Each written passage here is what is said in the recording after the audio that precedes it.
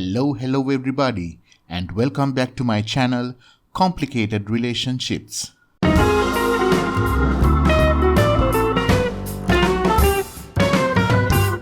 I told her not to go. I begged her. And now, everything is destroyed. My relationship, my reputation, my entire life. And the worst part? She's the one who did it. For almost 2 years, I was in love with someone I thought I knew. Her name was Lily, and she had a best friend, Jason, since childhood. At first, I tried to ignore the uneasy feeling I got around him, but it only got worse over time. He was always too friendly, always too close.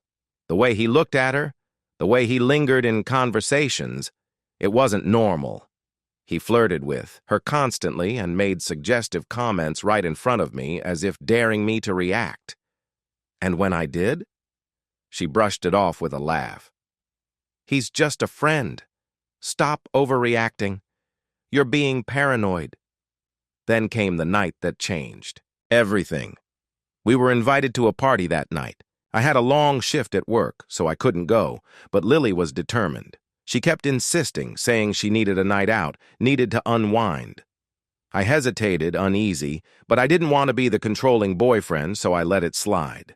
That same afternoon, we ran into Jason. The moment she mentioned she was going, I saw the flicker of something in his eyes, the slight curve of his lips. He smirked, leaning in just enough to make my skin crawl. "If you're going, well, I guess I have no choice but to go too."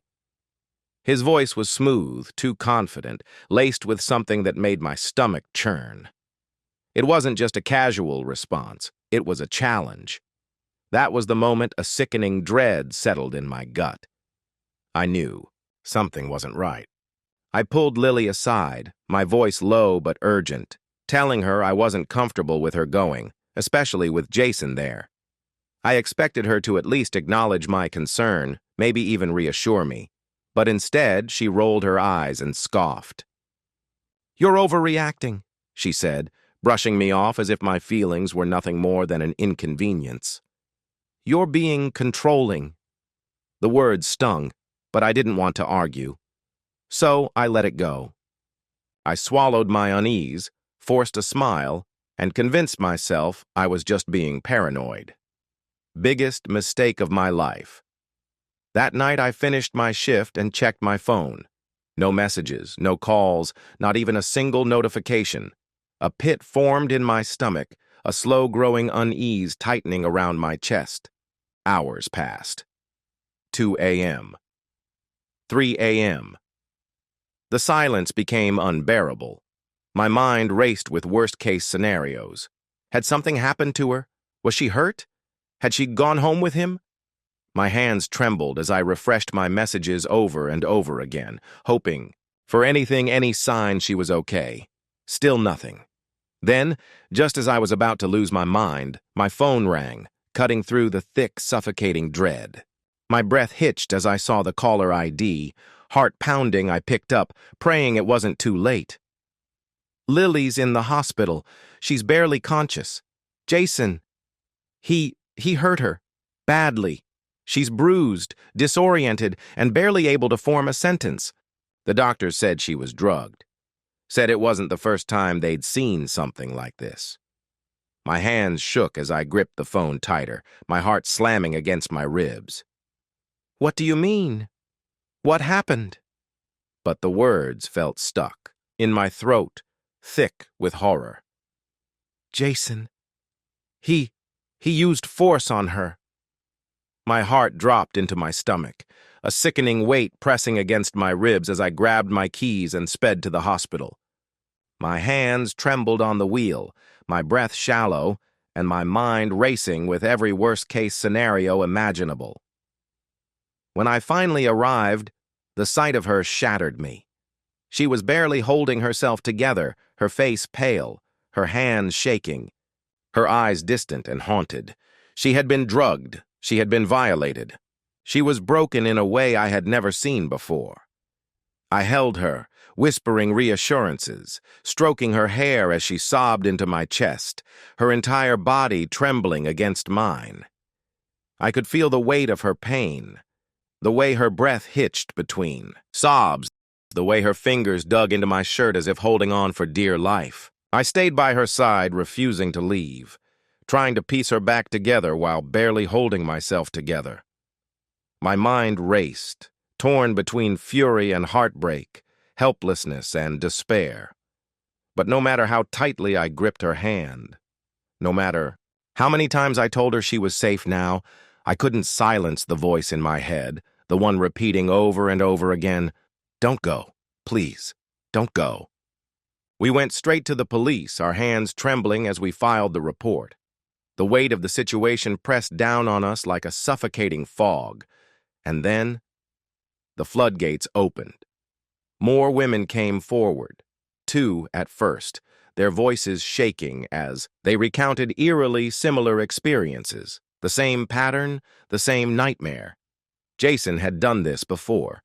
And as the days passed, the number of victims grew, each story adding another horrifying layer to the truth we were only beginning to uncover.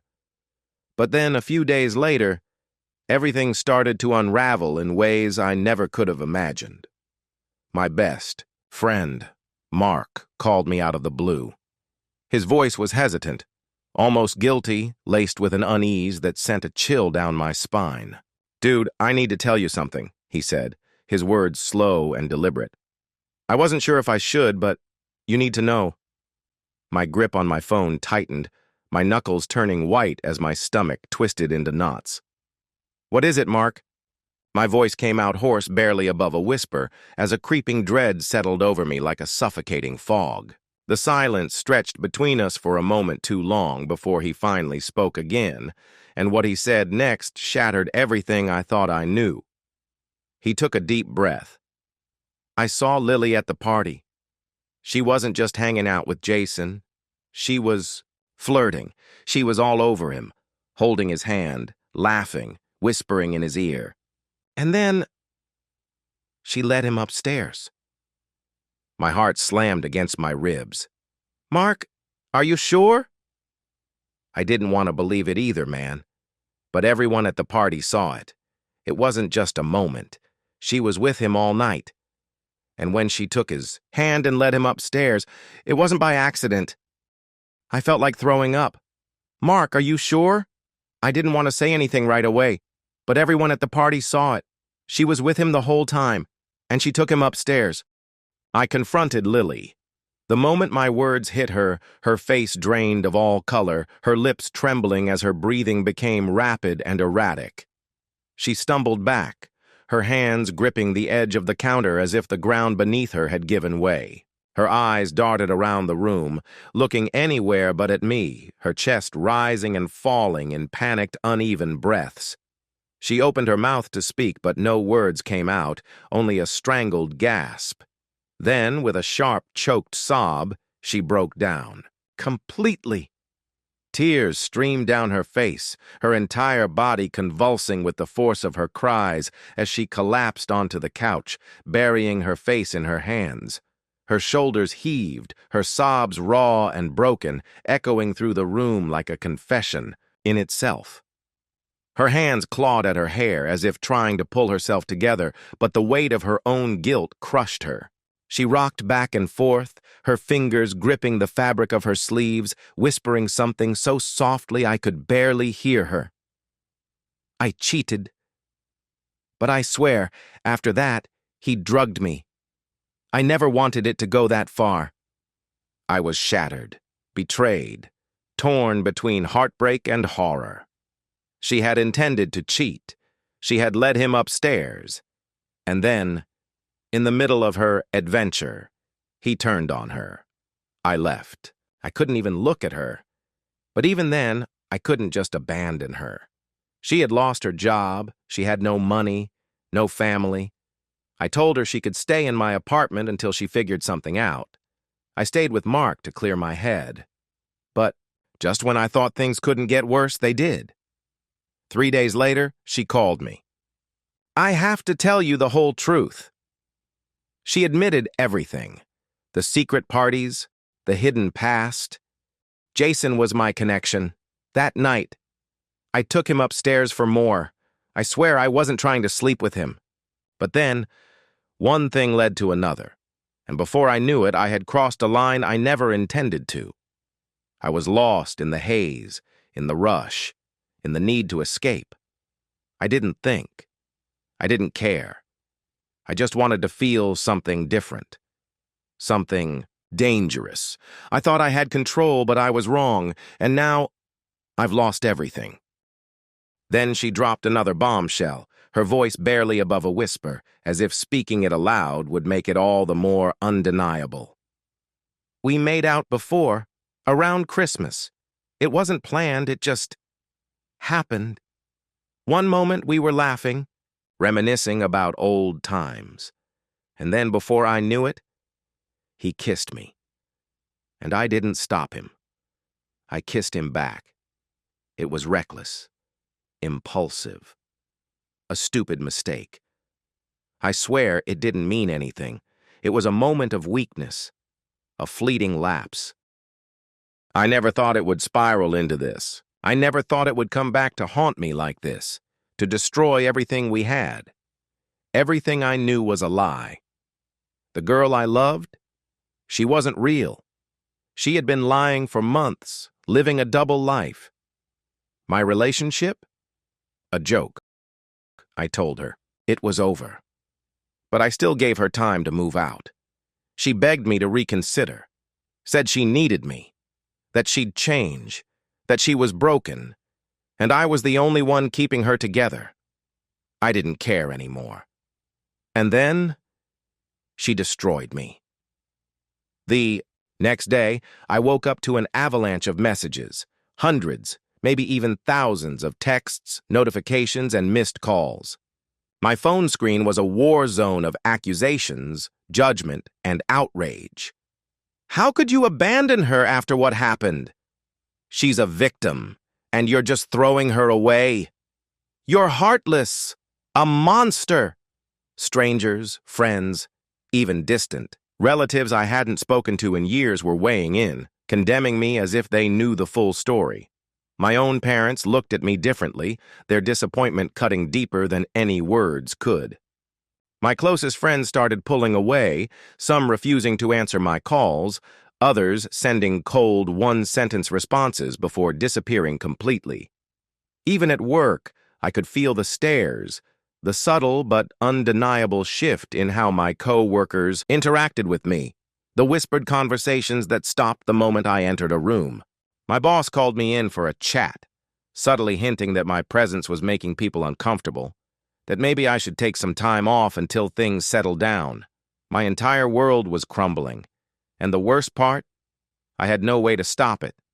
No way to fight back, because the moment I tried to defend myself, I was met with more backlash and more hostility. No one wanted to hear my side. No one cared about the truth. I was the villain now, and in their eyes, I always would be. Why? Because she went on social media and painted me as the villain. She told everyone I was emotionally abusive, that I was punishing her for being assaulted, that I refused to let her get therapy. She twisted everything. The worst part? People believed her. They didn't just believe her, they defended her, protected her, and turned me into the villain of her twisted narrative. Suddenly, I was the monster, the heartless ex who abandoned her in her time of need. No one cared about the truth. No one wanted to hear my side. They only saw what she wanted them to see, and I was left screaming into the void, unheard, and alone.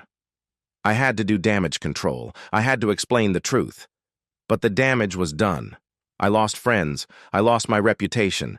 And even now, I don't know if I'll ever get it back. I still don't know how to process everything. The betrayal, the manipulation, the lies. If you've ever been through something like this, I see you, I hear you. And if you're watching this, just remember, trust your instincts. If something feels wrong, it probably is. Comment below. What would you do in my situation? Would you have let her stay? Or did you walk away the second you knew the truth? I want to hear your thoughts. And if this story hits home, share it. Because people need to know how quickly someone you love can turn your whole world upside down. Thank you for listening.